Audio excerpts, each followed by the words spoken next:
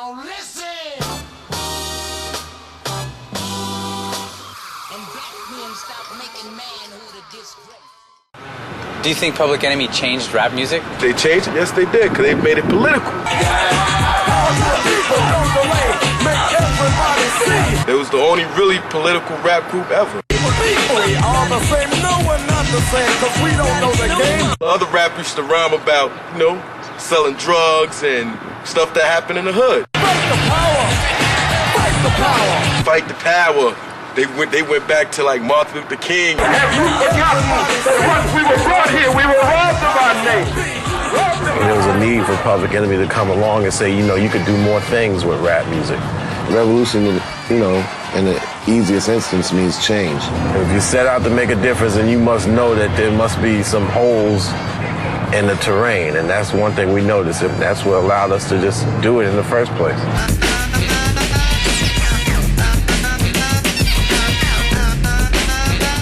You always want to be the big chief. Flavor was the person that actually, if it's a steak, he's the A1 sauce. That's right. And if you smell anything in here stink, it's me, because I'm the shit. Griff is always the thinker, the organizer, the maximizer of plans. Give that for a second. Hold up for a second. You know something we got to say in Public Enemy? We say the legends ain't ready to leave because the kids ain't ready to leave. Terminator X, the ultimate role player.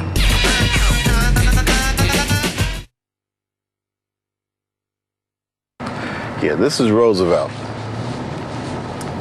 Roosevelt, Long Island. Everybody used to think of something in the water because we come from here. Julius Erving, Dr. J came from here. Eddie Murphy came from here. Matter of fact, we'll drive by Eddie Murphy's house. That one right there, the big one, grew up there. So you ain't grew up as a child of poverty. It's a big house. Well, this is Roosevelt Youth Center. During the late 60s and 70s, this was actually the spawning place for music and entertainment and a lot of places for the Roosevelt youth to go to. And guys like Hank Shocklee, Professor Griff got their start here. Matter of fact, there was times where Keith Shocklee would be spinning records or Professor Griff spinning records and Eddie Murphy would be on the microphone. And that was the beginning of Spectrum, which Hank Shocklee started.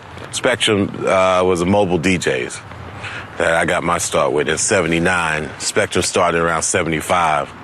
And this spot was like booming from the periods of 1971 to about 1985, 86. What you looking for the same thing? There's a new thing. Check out this. That's why I'm telling you the elements of Public Enemy started here. I'm a criminal, but now I wonder how.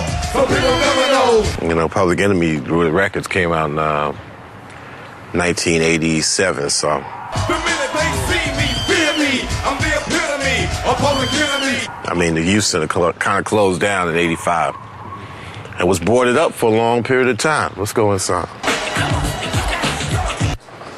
Roosevelt Youth Center. Now, this is going way back. This is the core.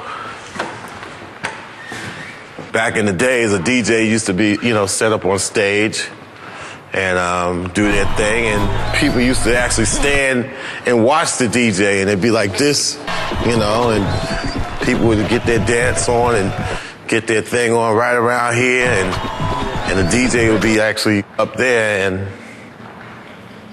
that's the music bug bit me with a point where the person would be on the mic talking about on and on to the break of dawn. On to the break of dawn. From the 100-meter dance to the marathon. Saying the same things on the mic that Muhammad Ali used to do boxing. So. Daddy, when the feds coming through the party, cracker in the back, don't you know's Illuminati. Ain't nothing changed, PE, we be the same crew. Resurrection in the name, here to save you. That encouraged me to write my own rhymes, along with the guys that were releasing tapes from the city, like Eddie Chiba, DJ Hollywood, Grandmaster Flash, and Melly Mel. Of course, people used to sit out here to try to get up in the gig. They couldn't get past the doors, and they would have to sit out here, so.